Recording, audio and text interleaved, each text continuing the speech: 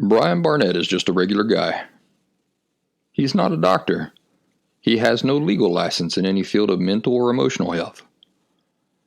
Brian Barnett merely shares the insights he's gained from his personal experiences for anybody who may choose to use such information as he or she personally chooses, while accepting full responsibility for his or her own individual thoughts, feelings, behaviors, and actions. Brian Barnett assumes no responsibility whatsoever for anybody's individual choice to expose himself or herself to any information that Brian Barnett shares, and by listening to this program, you're acknowledging that you, and only you, are responsible for your own thoughts, feelings, and actions.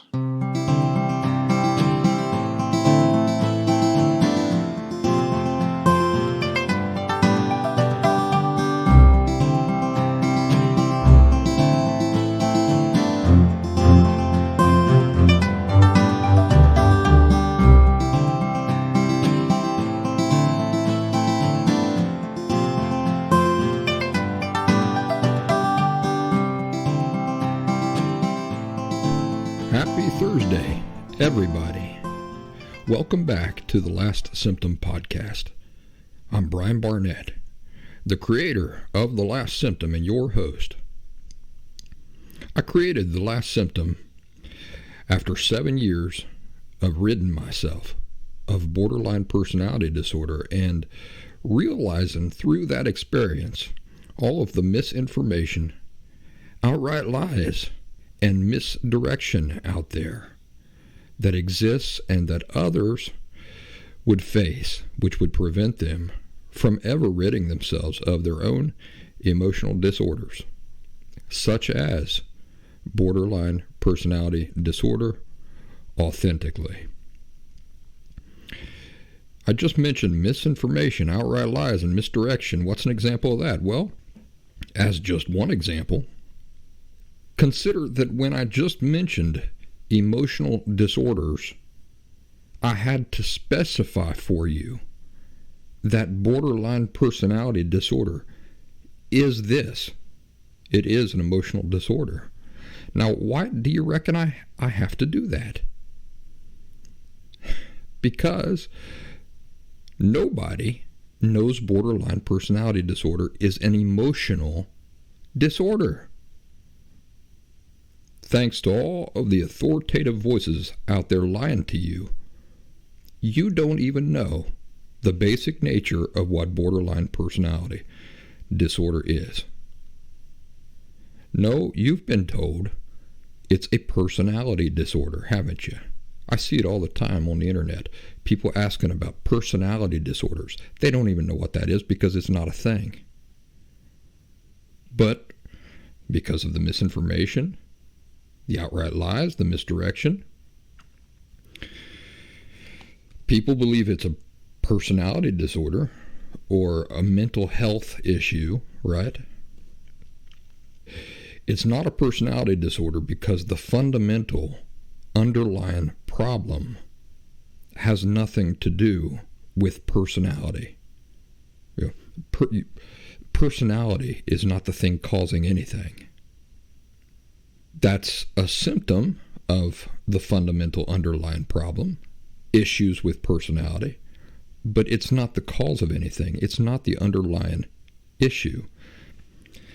Can you imagine developing a brain tumor and the doctors describing it as a headache problem? Oh, this feller's in serious trouble. He has a headache disorder. Why would the headaches fundamentally define what you're dealing with? They're merely a symptom of the problem. The truth is that he has a tumor problem, not a headache problem. The tumor is the fundamental start and end of the symptoms, isn't it? The tumor is the fundamental nature of what the person is dealing with, and the headaches are a byproduct of that. So it's not a headache problem, it's a tumor problem. So anyway, I think that's quite telling that when I talk about the misinformation from the professional community and society at large, I can't even get through one sentence, not even one sentence, without running into that misinformation and having my approach to telling you the truth affected. In other words, I have to sit and explain to you things that you should already know, because it's the basics. It's the very basics of the issues we talk about here. But no, even the basics have been adulterated by the professional community as a group. I'm not picking on every individual therapist or psychologist out there, but as a group, certainly, and society by and large. See, all that garbage is stuff that I have to stop and go into detail about before we can even have a fluid conversation. Unindoctrination takes a lot of effort and time that I would not otherwise have to do if the people in positions of authority who society points to and says they've got the answers were competent enough to tell you the truth. But unfortunately, that community as a group is not competent. Today's topic is going to be about reputation, your reputation, my reputation, your parents' reputations, and so forth. How much do reputations matter? Maybe if you grew up in a similar culture as myself, you were raised hearing that your reputation is everything. But is this true? Is this the healthy way to view things? We're going to talk about that. But first, I want to tell you a little story about an old man on a game show back in 1956. And before I tell you about him, I want to tell you about thelastsymptom.com. Thelastsymptom.com is my website, and the reason it's so important is because all my work is based there. Please take advantage of the free resources I offer at thelastsymptom.com, which includes but is not limited to this weekly podcast. The free resources I offer at thelastsymptom.com vastly outweigh the paid services that I offer. But it's the paid resources and donations that folks take advantage of through thelastsymptom.com that supports my ability to offer any free resources at all. So if you're so inclined to donate to support my work, I deeply appreciate it. The paid resources I offer are one-on-one phone calls and video calls with me. And most importantly, the Last Symptom Fundamentals course, which is a 2-week intensive program hosted by yours truly, which is pre-recorded, is a video presentation. It works with your personal schedule, no matter what your schedule is like. People's lives have already been changed by this course. People who have gone their whole lives in therapy and trying other programs. It's designed for anybody who's interested in authentically recovering from emotional disorders. What's just one example of an emotional disorder? Borderline personality disorder, right? We just finished talking about that. So if you want to rid yourself of borderline personality disorder for real and permanently, the Last Symptom Fundamentals course is for you. It's also for anybody who has any other emotional disorder. Are you codependent? Do you have narcissistic personality disorder? Those are also emotional disorders. Keep in mind, authentic recovery depends on each individual.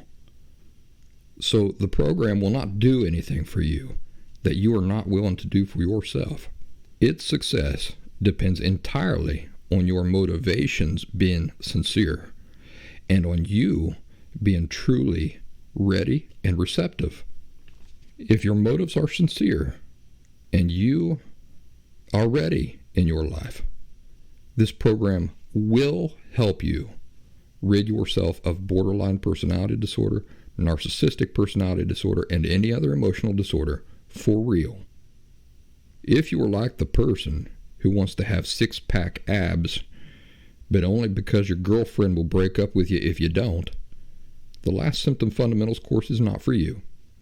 I've seen people go through the course and come out on the other side not even a smidgen different than when they started, because their reasons for taking it were never genuine to begin with. Fortunately, they are the exception. Most people who have taken the course come out of it set on a different path entirely and experiencing benefits before the course has even ended. That's true. They are real people, and they would tell you this themselves, and they have in various episodes of this show. All right, moving on. The story about the old man on the game show in 1956. The name of the game show was I've Got a Secret.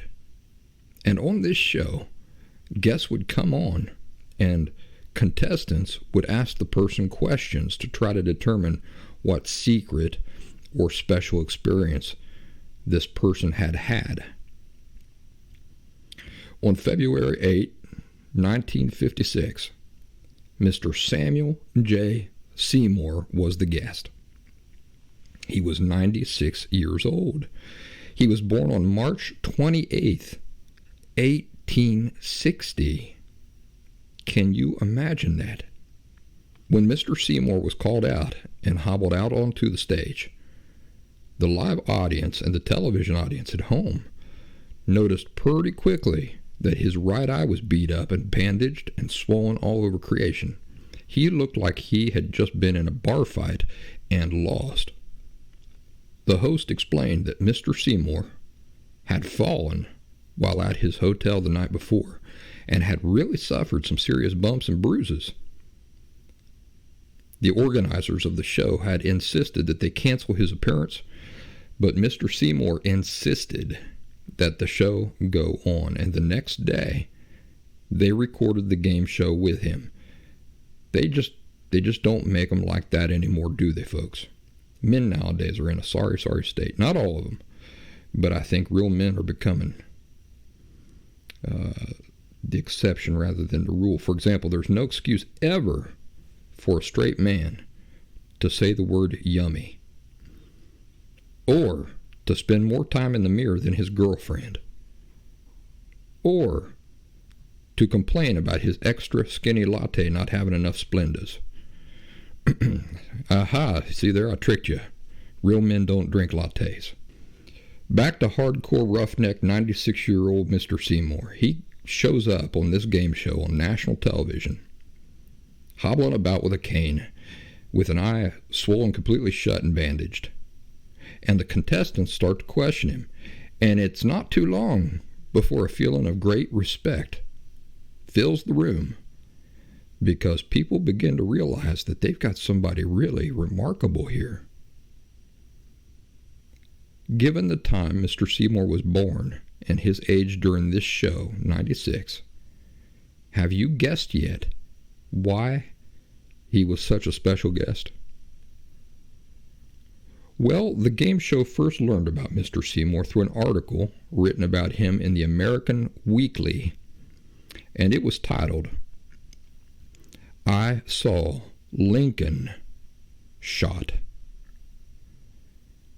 Mr. Seymour was accompanied to Ford's Theater by his nurse, Sarah Cook, and by Miss Goldsboro, the wife of his father's employer.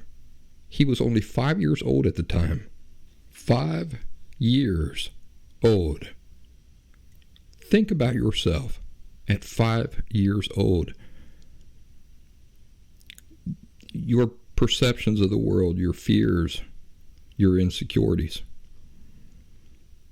the people you looked to keep you safe, and these sorts of things, the way you interpreted events around you, that now, as an older person, you look back and you realize that you were interpreting through a lens of inexperience.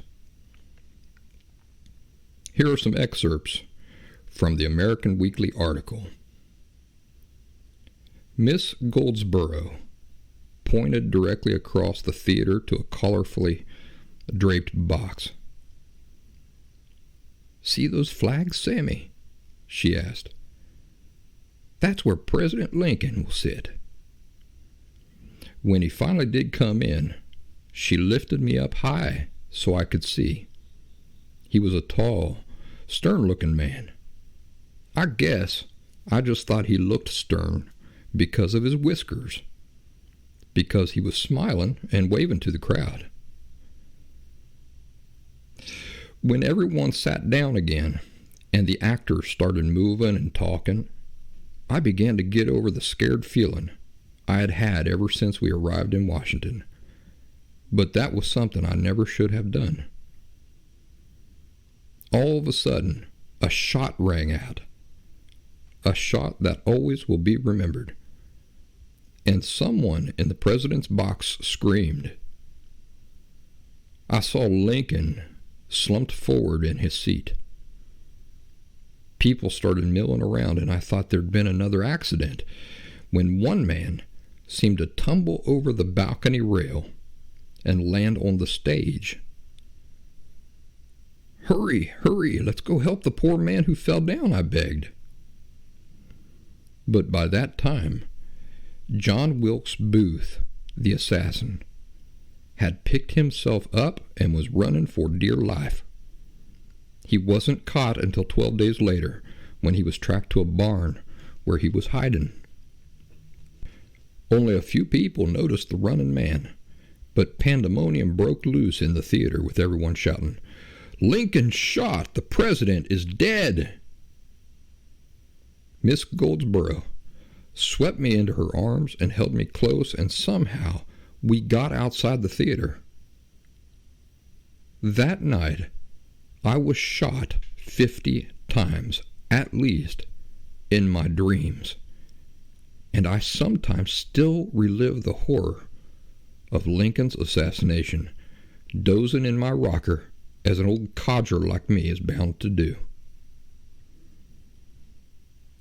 If you would like to see Mr. Samuel J. Seymour alive and speaking of these things himself, go to YouTube and search for his name, Samuel J. Seymour. He was the last person alive in 1956 that witnessed Mr. Lincoln's assassination. I first come upon this story randomly on YouTube and found it fascinating, so I figured I would share it with you. Aside from just the incredible nature of the story overall, did anything else stand out to you? Anything that might interest us as students of human psychology and childhood and so forth?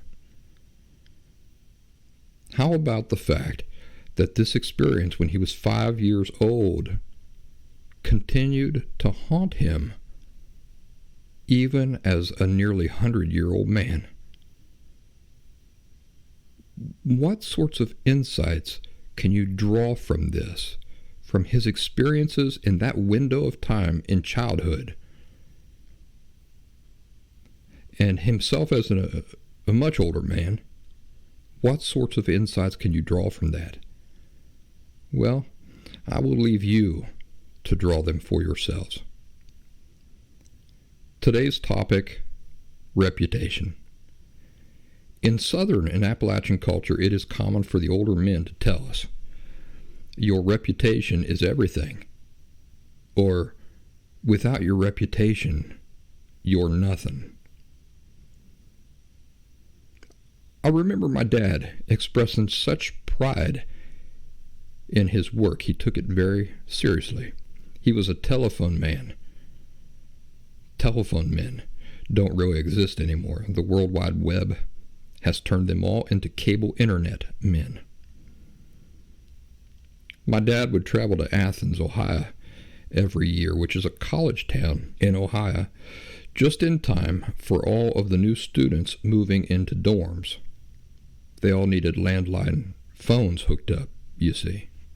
Well, the cell phone come along and totally annihilated that industry. In fact, I remember when cell phones were just getting popular, and his trip to Athens, the large amount of work that he would typically get around the time that the college students were moving into their dorms, had tapered off to almost nothing even then. A lot of students were already on the cell phone bandwagon. But when I was in my late teens, while trying to figure out what I was going to do with my life, my dad invited me to accompany him on his job to learn the phone man trade.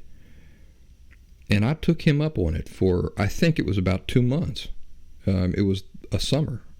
So I was probably 16, I'm guessing, and it was during one of my school summer breaks when this was happening. So I got up early in the morning with him every day for these 2 months or so, which was torturous. And I rode with him in his work truck out to the field.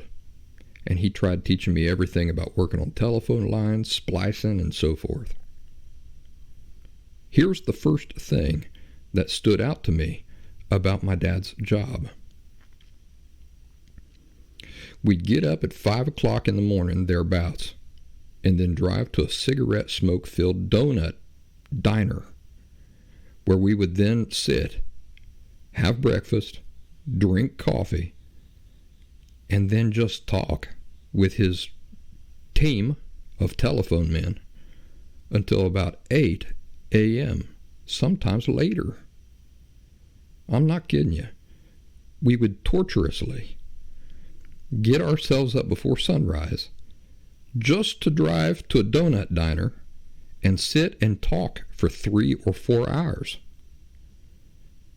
My dad was not a smoker, but everybody else was. Also, my dad was usually paired up with my Uncle Jerry, his brother. And my Uncle Jerry was a smoker and a foul-mouthed fella, as were all the other guys. So in this respect, it was kind of nice being exposed to, the working man. And, of course, I felt out of place at first, but quickly I got accustomed to the way they were and the things they talked about, and I began feeling like one of the guys. Why did we get ourselves up painfully at 5 a.m. just to go to a smoke-filled diner and jaw around with a bunch of other guys? Well, we'll come back to that.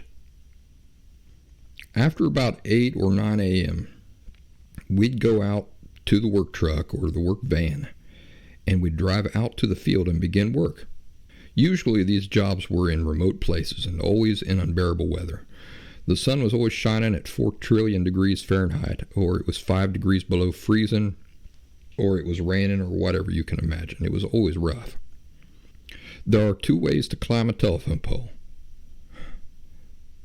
One is with a ladder, but ladders don't always go up that high. So the other way is with climbing spikes. And this is an apparatus that you strap to your legs and boots, and they have a sharp spike jutting down from the inside part of each foot. And combined with a belt that you wrap around the telephone pole, these can be used to literally climb up telephone poles with just your feet. You jam a heel into the telephone pole,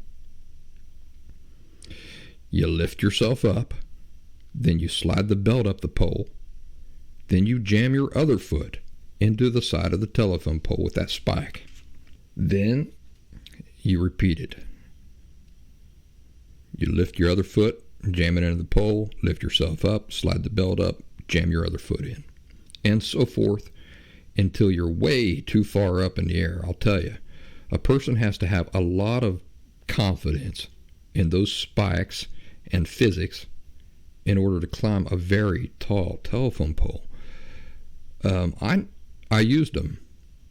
and I got higher than I was comfortable with, but I'd see my dad just right up to the very top of a pole, and I could never get out of my head, well, what if one of those spikes comes loose? You just go sliding clear down that pole because you're locked in with that belt and everything.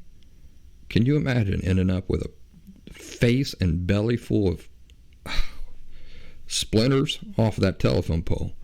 And the older the telephone pole, the more spike holes are in the pole. So a lot of splinters kind of sticking out. And where folks have climbed, telephone guys have climbed that pole. Oh boy, it's you got to really push that out of your mind to be able to climb up high like that, and just be so comfortable with those spikes. Later, my Uncle Jerry invested in a bucket truck, so I don't think he ever totally got comfortable with the idea of climbing telephone poles like Spider-Man either, because otherwise he wouldn't have invested in that bucket truck. Splicing is something that linesmen do when they need to cut a telephone line somewhere in the middle of where it's strung between two poles. So you cut a section out, and then you have to insert a new section.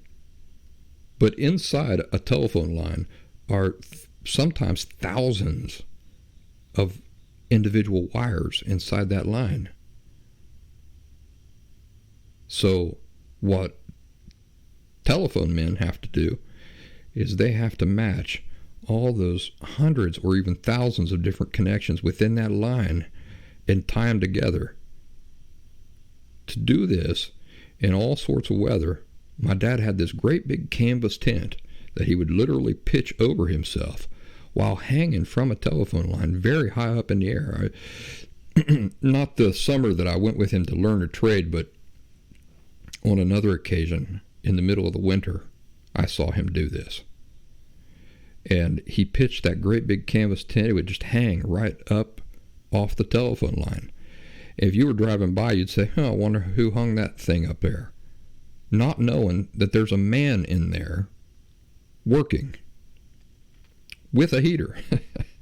In the wintertime, he had sources of heat that he could put up in the tent with him, and all sorts of things that you'd never, ever imagine on your own if you didn't know somebody who was in that trade.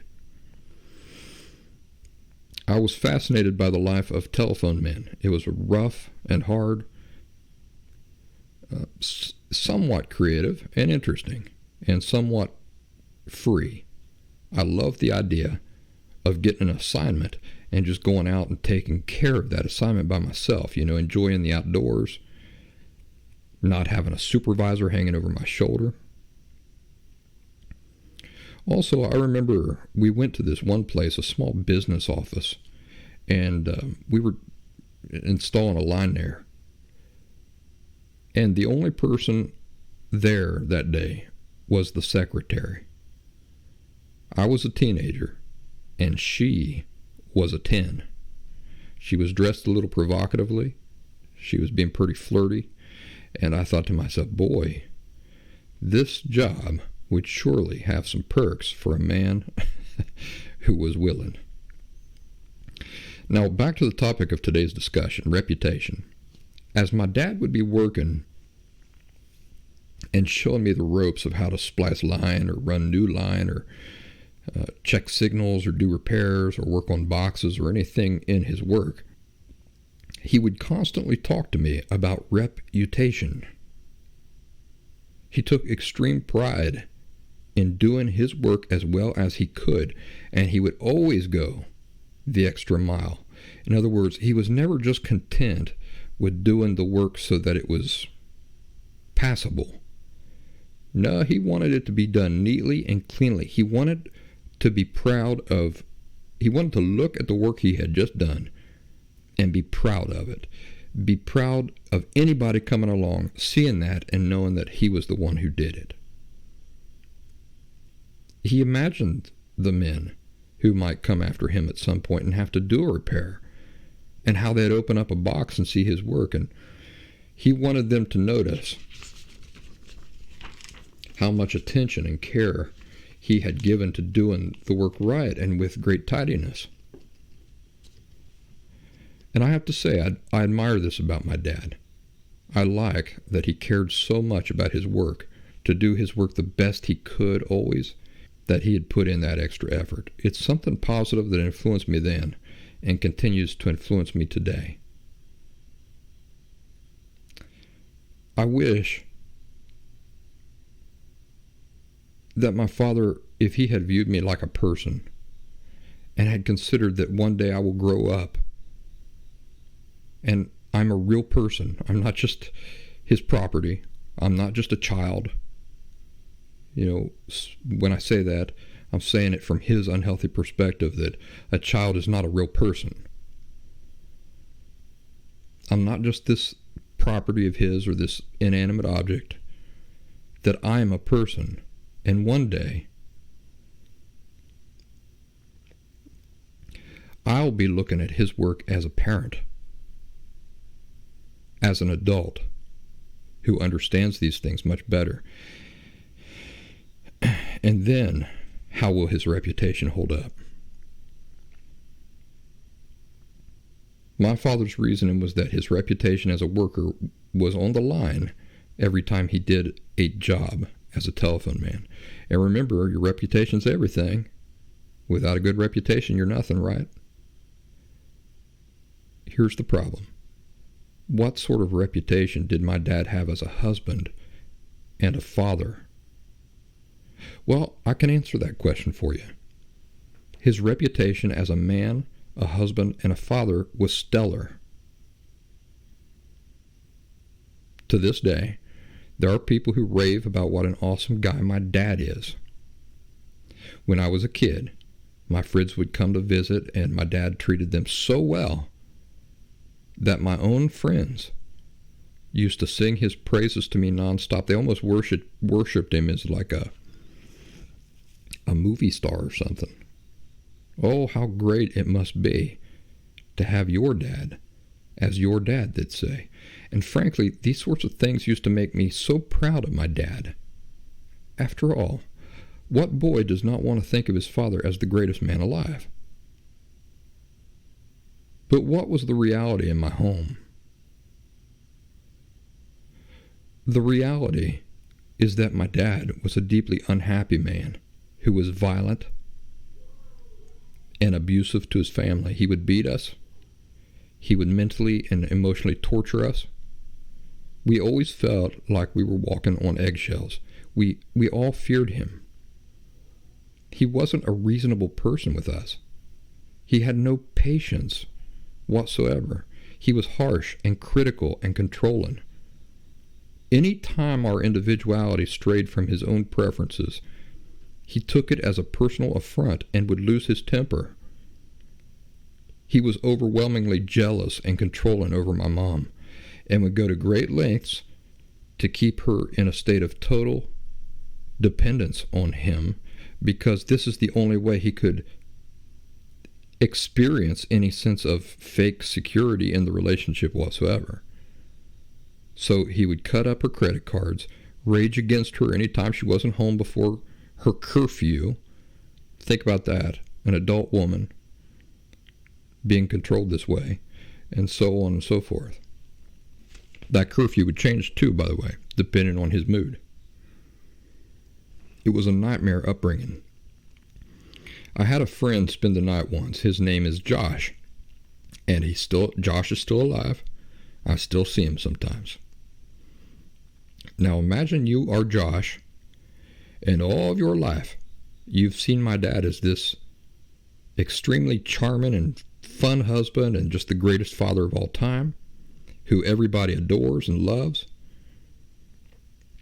And then you come over to my house to spend the night, and then you get to see my dad for real. That night, my dad and my mom were screaming at the top of their lungs, breaking things, slamming things, shouting hateful things to each other at the top of their lungs all night long. I ain't kidding it. It went on until the early morning hours. Guess what I was doing? I was sleeping. Yeah, I was sleeping because this was all normal for me, remember?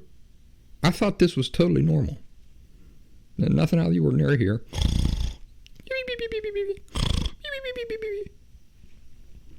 I remember Josh having to shake me awake, and he said, "Brian, what on earth is going on here?" And I saw his face in the moonlight, and he was terrified. He was very concerned. And I thought, what is his problem? And I said to him, "What do you mean?" He looked at me like I was out of my mind. "This," he said, motioning to the door. "What is this? What is going on? I don't feel comfortable with this." And I literally laughed at him because I thought he was just being a drama queen. Can you believe that? This sort of behavior and this high stress environment, which no child should be subject to, by my parents, this disgusting display of total emotional disorder and unhealth was such a natural occurrence and environment for me that I laughed at the person who was a reliable gauge of whether this was all normal or healthy, and I thought he was being a wimp, frankly. I thought he was being a little priss. And that reminds me of my ex-wife Diana. When I was putting her through this emotional turmoil, and she was on the verge of probably a nervous breakdown, those were the same thoughts I had. I thought, she is so weak. This is normal stuff. This is normal relationship stuff. And she can't handle it. She has been so cushioned from real life. And, oh boy, how I regret that I ever had that mentality. It was my ignorance. It was my total ignorance. I had never known emotional health. She wasn't weak. It's that nobody should ever have to be in a situation like that at all. And, if you're raised healthy and you get thrown into a situation like that, you, as a healthy person, know to say, "I'm not having any part of this. I'm leaving." "No, you're not leaving." "Oh, I'm not leaving, am I?" "Well, we'll see about that." And you do, you take care of yourself. But when you've been raised like that as a child in environments like that, you don't see anything like boundaries. You don't view people as people. My ex-wife did not have the right to just walk out on me. I'm her husband, damn it. And I own her. That's the mentality. It's so disturbing. So I laughed at Josh. I thought he was being a drama queen. I told him, I think probably verbatim, I said to him, "What's wrong with you? They're just having an argument. It's normal grown-up stuff. It's normal husband and wife stuff. Go to sleep." And also, verbatim, I remember him saying to me, very clearly I remember this, "No, man, this ain't right, Brian. This ain't right." I pushed back on him and wondered what was wrong with him. It's amazing that I thought I was the one living normal life and he was the abnormal one. This is a constant feature of emotional disorder and emotional unhealth, that the person who is emotionally ill that's one huge obstacle to overcome, is that the person who he himself or herself is the sickest one in the room looks out at everybody else and thinks that she or he is the healthy one, and that everybody else has a problem. They're wimps. They don't know real life. They have not been exposed to real life. But that's not what is happening. What's happening is that you and me and everybody who was raised in unhealthy environments like that, we were never meant to be exposed to environments like that. That's not what the family unit was ever designed to be.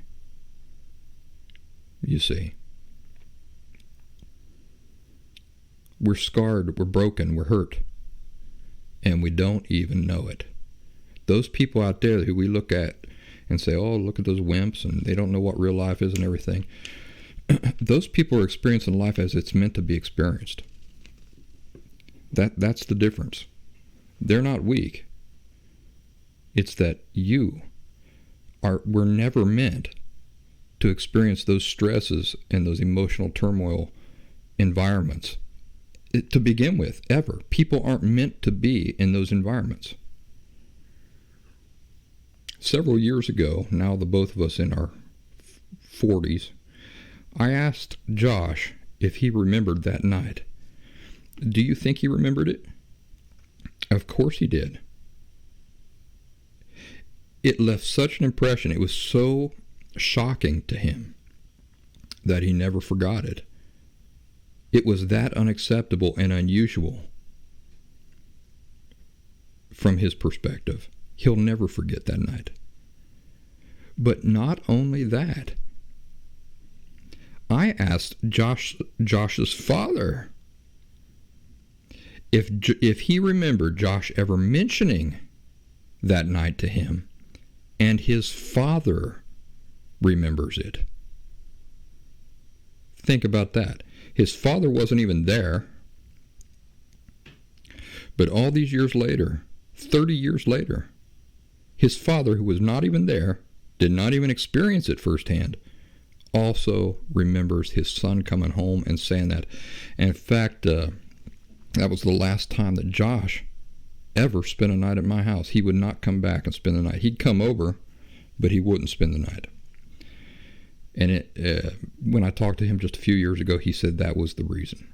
He just did not want to be around that type of environment. Think about that.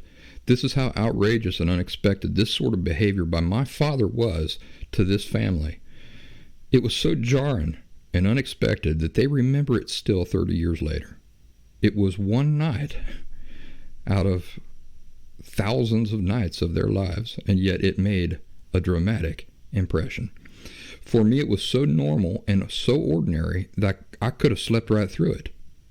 The reason I probably remember it at all is because of how it affected my friend Josh. When he woke me up and I saw the fright on his face and how unusual I thought that was, it was probably the very first time in my life that I actually started doubting whether that sort of home environment was really normal or not. So now thinking about reputations, is your reputation really that important? Well, ask yourself this. What if you had lived your whole life with the reputation of being a selfish, withdrawn person, but without any publicity or fanfare, you had actually saved hundreds of people's lives in your private life doing social work or something similar? Which thing has more value? The reputation you have, or the reality? The reality of your life. I personally had the reputation of being arrogant and stuck up all through my, I'll say mid-20s to late 30s. Everybody, and it would always get back to me somehow. A person would say, I can't believe that you're so likable, because I always thought you were terribly stuck up and arrogant, and full of yourself. The reason this was always surprising to me when people would say this to me, because the reality is that I was terribly self-conscious. I hated myself. I was terrified that people would not like me. But people looked at my outward appearance, my physical looks, and they thought I was very attractive. And then they looked at my natural behaviors, the natural behaviors of me being self-conscious and hating myself. And the only conclusion they could arrive at was that the reason why I was behaving the way I was is that I was arrogant and stuck up and in love with myself. And do you know that my least favorite quality in people is arrogance and haughtiness? Those are my least favorite qualities. Whenever I see a sports star who's just reeks of arrogance being celebrated and worshipped, it makes me sick to my stomach, because I hate to see that quality rewarded. So isn't it ironic that that was the reputation I had? Here I am, hating arrogance, doing everything I can to not emulate arrogant people.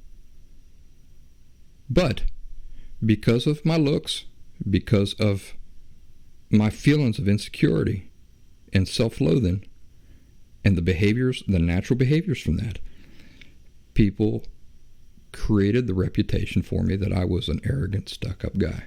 Nothing could have been further from the truth. Think about a person who's insecure, self-conscious, and hates himself. Think about how a person like that will naturally behave. And now, imagine an arrogant, stuck-up jerk. The two behaviors are almost identical. Right?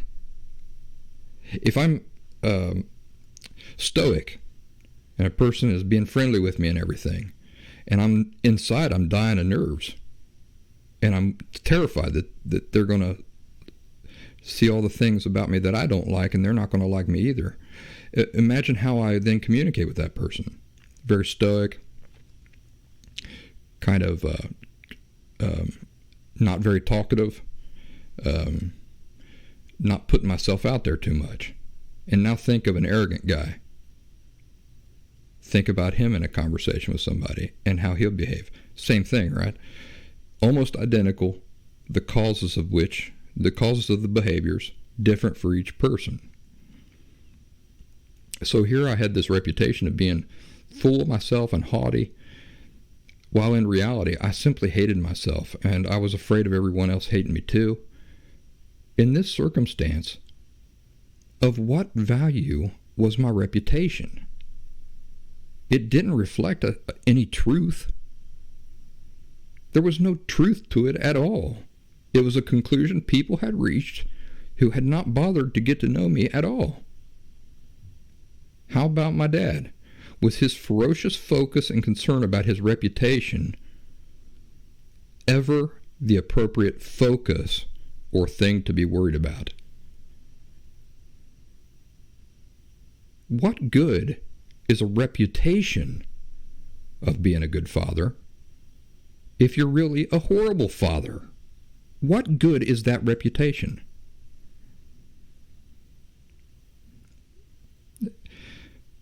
Which thing has more value? The reputation of being a good father, or actually being a good father? The answer is pretty clear, isn't it? In real life, a reputation matters only as much as it reflects the truth. Only unhealthy people put more emphasis on their reputations than they do on realities about themselves. Makes me think of politicians.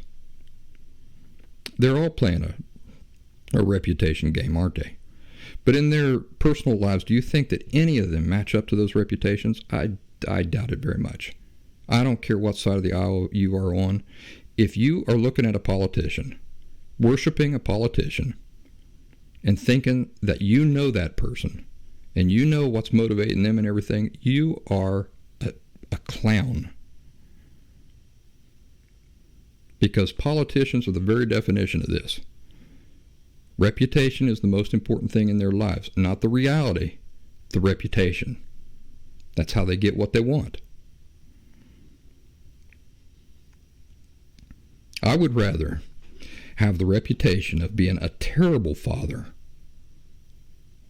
while in reality being a great father than the other way around any day of the week. And I would have preferred this from my own dad as well. It's a shame. It's a terrible shame that he did not put the same pride into being a dad that he put into his work as a telephone man. You know, it's just astonishing to me that telephone men don't even exist anymore. So he put all that effort and concern and attention into something that the world has already forgotten about. But the world would never have forgotten him really being a good father. I would have never forgotten about it. My children would never have forgotten about it. I say children plural. I've only got one that I know of. Wink, wink. Oh, there might be a few gray-eyed kids out there somewhere. Maybe a couple of them in the UK, because I did have a girl. I had a British girl in Philly, and she gave me the idea that she might be pregnant with my child, and I did everything I could to find out about that, and she said there was no baby or anything, but I would not be surprised. Let's put it that way. I would not be surprised if I get a knock on my door one of these days. Knock, knock, knock. Well, hello, Father. It's been such a long time. And I'd be like, what? It's possible. I mean, but then again, it's possible I get a knock on the door and hong ching ching chong. Hello, son. And then it's possible I get a child that's I'm getting a little off the topic here. But let's just say that I would not be surprised if I get a knock on the door one day and somebody says, hello, Father. Unless you're wondering if I'm a total jerk. I explored every possibility where I thought I might have fathered a child. I really followed up on that. I did what I could to make sure that if there was a son or a daughter out there that I was there, I was involved, and so far nothing's come of that. Boy, you talk about veering off topic. Anyway, let's go back to when I was working with my dad and he was trying to teach me the telephone man trade. Do you remember how I described him as being totally consumed with his reputation as a worker? Do you also remember how we would start each day? We would start each day by stealing 3 hours of the company's time, 3 or 4 hours of the company's time, by sitting around and eating breakfast, drinking coffee, smoking cigarettes, chewing the fat, socializing with the other telephone men.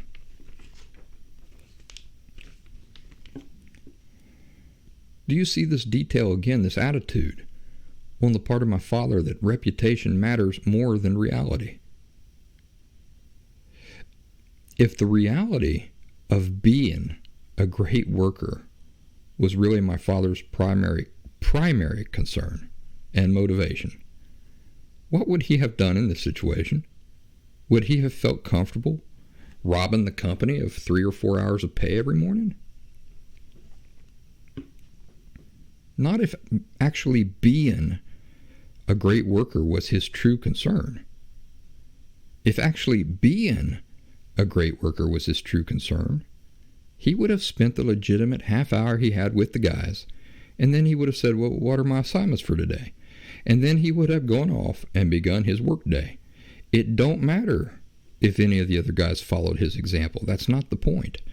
The point is, what was my father's real interest and concern? Was it in just his reputation, which means absolutely nothing, by the way? Or was it in the reality of his actions and his example?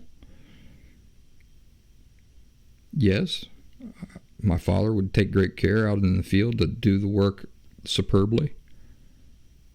But remember what his thinking was. If somebody comes along and sees this, I want them to see an exceptional job well done. What if there was never a chance in all of his jobs that anybody would come along and see that work? Would he still go to such trouble? I don't think so. Not if his focus was on his reputation rather than actually being a thing. The reason my dad could sit there and steal 3 hours of the company's time is because there was no way the company was going to find out about it. So reputation was not at stake, was it? Do you see the sick results, the sick attitude that comes from the distorted and twisted perspective that it's your reputation that is everything? Your reputation is nothing. Your reputation is a farce. It's completely unrelated to anything real. And on its own, it carries absolutely no value whatsoever. The real value is in actually being the thing that we would like to have a good reputation about. Not in people acknowledging it, but in us actually being that, whether or not anybody ever acknowledges it. A majority of people might have come to conclusions about us that are entirely false. It doesn't matter as long as the reality of who we are content with. On the other hand, people might come to conclusions about us that are greatly exaggerated in a positive sense. But if it's not real, if we're not really that great and wonderful as they're describing us, if we haven't really pulled people from burning houses and stuff like that, but they all think we did, that also is equally valueless. The real value is in us actually being the thing that we would like to have a good reputation about. Think about the effect of that perspective. That perspective motivates you to go to great lengths and put in great effort to match your idea of what you would like to be. Not in what you would like people to believe you are, but what you have to live with yourself. What you know is true, whether anybody else ever knows it or not. It's a motivating thing. It's powerful. But if your primary interest is in your reputation, the only motivating thing in that is for you to do enough that people believe something about you. Doesn't matter if you really are that. Your primary concern is that they believe it. You see? But if your primary interest is in actually being the thing that you would like to have a good reputation about, then you exert yourself to be that. It's about living in ways that we ourselves are content with and that we ourselves can be proud of, whether anybody ever knows it or acknowledges it or not. Reputation be damned. When I became a dad, I set my heart on being a great father. Not just a good father, but a great father. I make decisions all the time that people would not understand, or they would misunderstand, or misinterpret, and I don't care. My objective as a father, my primary objective, I should say, I'm not saying that wanting a good reputation is bad. I'm saying it can't be your primary focus and motivation. So my primary objective as a father has never been to be known as a good father. My primary objective has always been to actually be a great father. Because that person who's going to come along behind me and view my work in the future is a real person. It's my daughter. She's a real person now, just as much as she will be when she's 30. And I want to make her proud. When I include things with my daughter in last symptom stuff, there's no script, there's no acting, and there are no pretenses. I hit record, and I allow her to do her thing. I'm just as curious as you are as to what she might do or say. So when my little girl's wisdom, emotional health, maturity, and intelligence is captured in these things, that is who she really is. It's evidence that I am meeting my objective of being a great father, because the proof is in my daughter herself. Nothing matters more to me than being the best daddy she could have, not in having the reputation of being the best daddy she could have. Because what good is that if in reality I were a terrible father? Do you know how many parents are out there with their lying Facebook pages, their totally fictional Instagram accounts, where they have picture after picture of their smiling kids and them, the parents, acting playful and doing stuff together and seemingly having this great relationship, and yet the parents themselves are total nightmares, and the kids are miserable and don't even know it? Probably the majority.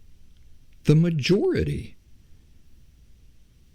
If you are somebody like me who was once one of those smiling, proud, ignorant kids, being raised by unthinkably emotionally unhealthy parents, being abused every day and not even knowing you're being abused, and the parents living like the most important thing in life is everybody thinking they're good parents, which is probably why they can sleep at night at all, because they fool people into thinking they're good parents.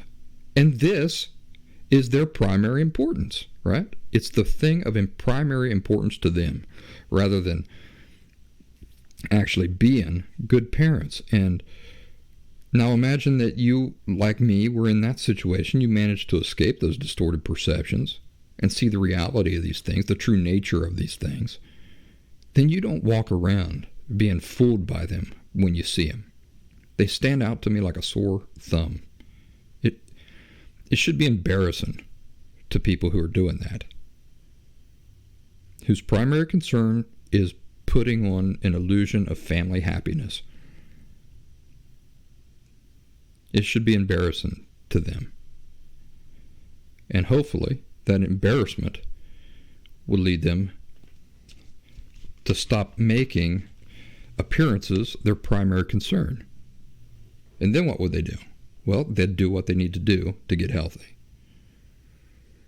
Reputations mean nothing. They're illusions, and more times than not, do not come anywhere close to reflecting reality. A woman may have a reputation of being perfectly chaste and pure, while she's secretly out banging all your neighbors. On the other hand, she may have the reputation of being a total slut, while at the same time she's a chaste virgin. In either situation, what good is reputation? It's meaningless. And, honestly, it's not even within our control usually. People come to the conclusions that they do, they misinterpret, they come up with their own narratives. Reputations are meaningless. How about worrying about your reputation if people were to find out you have borderline personality disorder, Or how about this? You're married to somebody with borderline personality disorder, or you're codependent. If you're married to somebody with borderline personality disorder, you most definitely are codependent. Or you're narcissistic. You have a narcissistic personality disorder, or you have borderline personality disorder. Whatever the case, you're emotionally unhealthy. But what is the sense of worrying about your reputation if people were to find out you have borderline personality disorder, or that you're codependent, or any other emotional disorder? Look, the whole world has known that I had borderline personality disorder for years now. Something like 300, 400, 500,000 people know that I had borderline personality disorder. They know the ugly details of that. It hasn't hurt me. Do you think people look at me and they say, oh my gosh, what a terrible guy. He had borderline personality disorder and did all the hard work to rid himself of it. What a terrible guy. No, they don't do that. You don't do that. Are you putting forth effort to rid yourself of your emotional disorder? Are you sincere in those efforts? Then be proud of that. Would you rather have the reputation of being healthy, or would you rather be healthy? The thing you and I and all people interested in emotionally healthy living need to be concerned about more than anything else is the reality of our lives, not the reputation of our lives. If I would like the reputation of being a thing, then my focus needs to be on actually being that thing, not on the reputation part of it. If my dad wanted to enjoy the reputation of being a good father, it was his responsibility to actually be a good father, period. And if he wasn't, it was his responsibility to figure out the underlying reasons why and address them, fix them. But no, he didn't do that, because the reputation part was all that mattered to him, and he had that, right? He had the reputation of being a good father, so why would he put in the extra work? That's the law of minimal effort. Talk about it in the Last Symptom Fundamentals course. The law of minimal effort says that a person will only put in effort required to accomplish their true objective. So if your true objective is actually to be a good father, it means you will not stop putting in effort until you are that. But if your true objective is just for people to believe you're a good father and to have that reputation, once you achieve that, you don't go on to actually be a good father, because you've already accomplished your objective. The law of minimal effort. There are some other names that people have given that over the years that I've got notes on, but that's what I call it. The value is not in the reputation.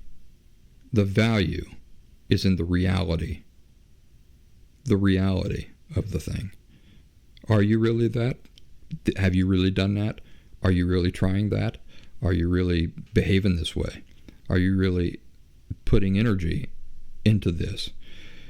Not whether you have the reputation of all these things. All right? So I'll close today by telling you that I got a letter from my dad today. And those of you who've been following me for a while know that whenever I have encounters with my dad, and ironically, I was working on this manuscript, this outline, when the letter come. I was 95% of the way finished with the outline. I went to check the mail, come back with his letter. I recognized it was from him. He didn't put his name on it, but I recognized the writing. And let me tell you the effect that is having on me right now. I'm irritable. I'm angry. I'm frustrated. My mind keeps going back to the things that how to handle that letter. Of course, the letter did not express anything healthy at all. My father has not met the conditions for us to have communication or relationship, so again, he's totally ignoring my boundaries, And so it's frustrating to me. And at the same time, I've told you in the past that whenever I have these encounters with him, which don't happen very often, they happen maybe once every 2 years, it screws with me. It screws with my mind. It screws with my feelings for sometimes upwards to a week afterwards. And so I often tell people just ahead of time, listen, I'm dealing with some family stuff, and I'm just in a foul mood. I'm impatient. I'm kind of irritable. If I treat you impatiently or in an irritable way, I don't want you to take it personally. It's not you. It's me. It's things that I'm working out inside myself. So that's what I'm dealing with right now, and it'll be interesting to see. I'm always an observer now, like a scientist. With these sorts of things, I'm very conscious of what's going on inside of me, and I'm observing myself at the same time I'm dealing with it, because I want to understand it, right? I want to understand the effect that it has on me, and I want to handle it in the most practical and reasonable way possible. So, obviously, I'm not going to just sit down and start busting out a letter to my dad tonight. What I'm going to do is I'm going to wait about 3 days. I'm going to let my emotions and the effect that this extremely frustrating man has on me to subside. I'll spend those 3 days, just kind of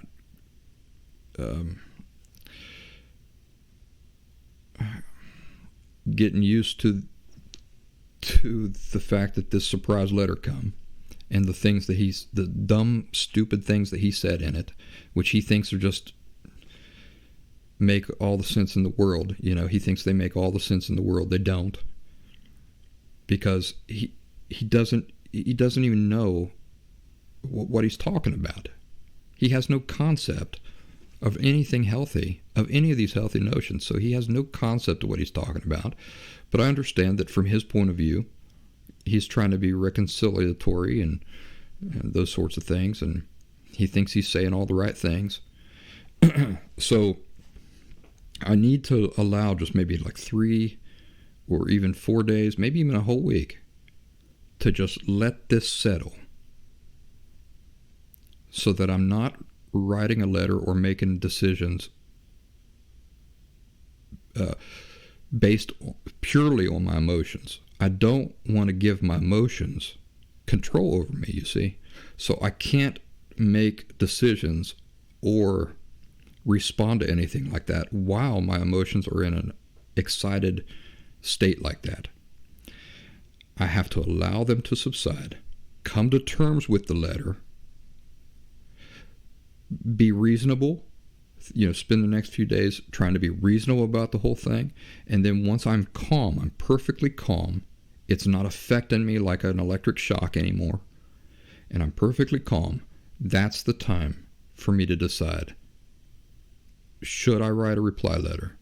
What should that reply letter include? How should I word it? And things of that nature. So I wanted to share that with you, because it's a real example of things we talk about all the time. I know that a lot of you folks are, you're wondering how I handle these sorts of things, because you want to know how you can best handle these sorts of things. Well, I'm telling you, that's the way. You never make decisions or take action while your feelings are in that state, because you're begging then for your feelings to take the steering wheel and just take control over what you end up saying, what you end up doing, and those sorts of things. The healthy way to handle it is to allow time for your emotions to calm, so that you're perfectly clear-headed, and then you can make decisions, not your feelings. So I hope that you find that helpful. And again, I was planning on a 30-minute show today. Didn't quite achieve it, but like I said, it depends on the topic, there will be topics that will fit nice and compactly in a 30-minute show. Folks, you have a wonderful weekend. I love talking to you. I hope that you enjoy the information in today's show, and I'll see you or talk to you again real soon. Hey, join us over there on Locals, thelastsymptom.locals.com. That's my premier social media platform where the Last Symptom community exists currently, and we would love to have you over there. thelastsymptom.locals, LOCALS.com. I put content on there every day, and it's content like this, stuff that can benefit you. Another way that you can join us is just by downloading the locals.com app from the App Store and then searching for The Last Symptom. Well, that's it for me. You guys have a wonderful weekend. Do something nice for yourselves. All right? All right.